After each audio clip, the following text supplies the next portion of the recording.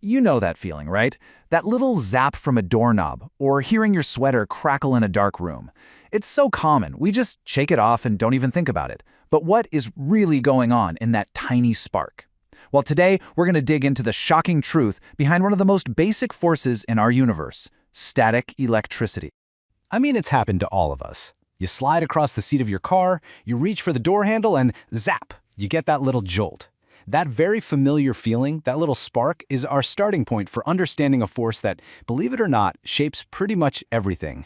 And just think about how different these things seem. You've got this tiny, harmless spark from your clothes, the jolt from a car door, and then you have a massive, terrifying bolt of lightning.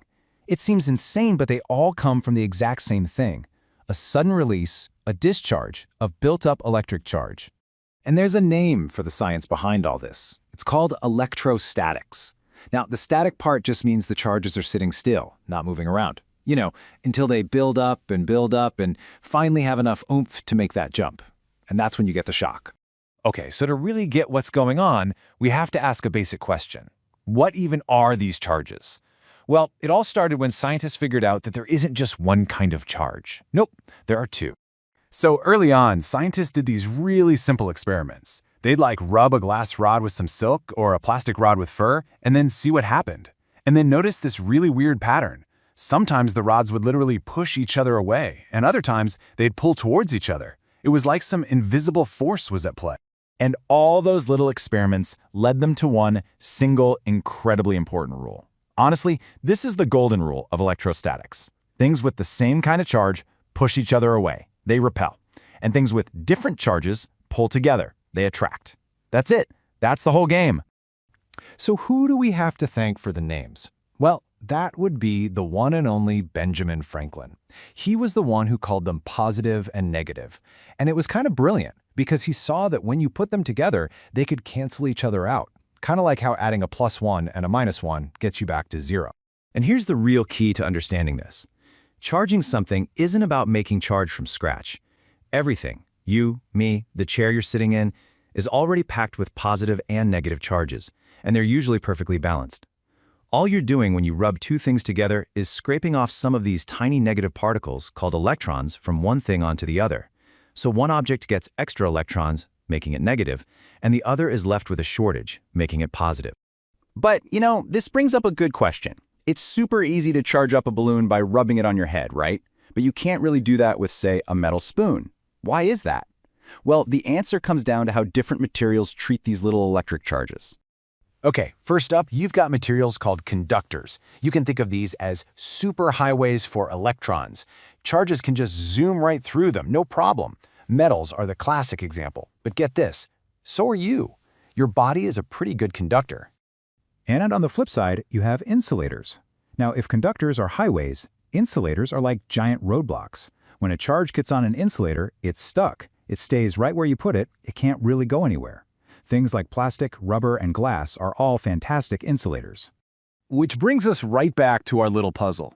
Now you have all the pieces. You've got a plastic comb, an insulator, and you've got a metal spoon, a conductor, and you're holding it in your hand. What do you think is going on? The secret ingredient is you. Since you're also a conductor, any charge that builds up on that metal spoon has an escape route. It flows right through the spoon, into your body, and safely down into the earth. We call that grounding. But with the plastic comb, the insulator, those charges get stuck right on the surface with nowhere to go. And that's why it can do that cool trick where it picks up little bits of paper. Okay, so charging things by rubbing them together makes sense. But now for something that feels, well, a little like magic. What if I told you that you can actually charge something up without even touching it? It's a process called induction.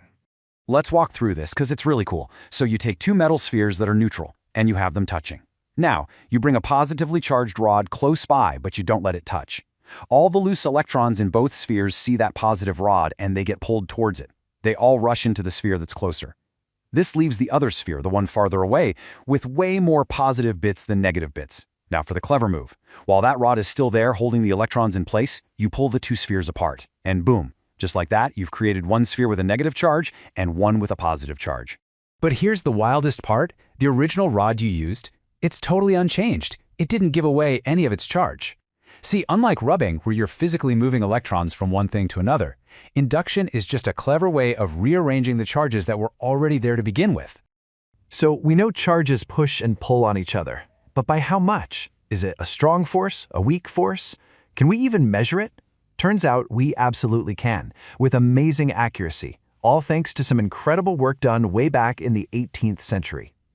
So, in 1785, this French physicist, Charles Coulomb, used this incredibly delicate machine to measure this force, and he found two really simple things. First, the bigger the charges, the stronger the force. That makes sense. But more importantly, he found that the distance between the charges had a massive effect on the force. He took all of his careful measurements and boiled them all down into this one single, beautiful equation. This right here is Coulomb's law, and it is a pillar of modern physics. It lets us calculate the exact force between any two charges anywhere. Let's just break it down real quick. F is the force, the push, or the pull. The two Q's are just how much charge you have on each of your two objects. But the real star of the show here, the one you have to pay attention to, is R. That's the distance between them. Now, look closely at that R. It's squared, and it's on the bottom of the fraction. This has a huge impact. It means that if you cut the distance between two charges in half, the force doesn't just double, it gets 4 times stronger. Cut that distance in half again, and it's now 16 times stronger. This force gets incredibly, incredibly powerful over very short distances. And this is the part that should just blow your mind. This law isn't just for explaining static cling. This is a fundamental force of the universe. The exact same law that makes a balloon stick to the ceiling is what holds an electron in orbit around the nucleus of an atom. It's literally the force holding the molecules of your body together. It's everywhere. And that kind of leaves you with a big thought, doesn't it? We just unpacked this invisible force that runs everything, from an annoying little shock to the very building blocks of matter. It really makes you wonder, what other invisible rules are out there, quietly building the reality we live in every single day?